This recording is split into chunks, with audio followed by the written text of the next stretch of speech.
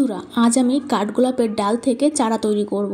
তার জন্য আমি কাঠগোলাপের উপরের একটা ডালের অংশ আগে থেকেই কেটে নিয়েছি। একটু তেরছাভাবে আমি কিন্তু কেটে নিয়েছি। ডালের নিচের পাতাগুলোকে আমি আগে থেকেই কেটে নিয়েছি, শুধুমাত্র উপরের দুটো পাতা রেখে দেব, বাকিগুলো সব কেটে দেব।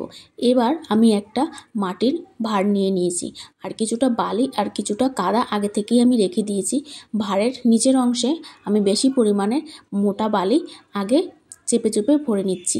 এরপরেই উপরের দিকে আমি কিছুটা কাদামাটি দিয়ে আবার আমি বালিগুলোকে কিন্তু দিয়ে দিয়েছি।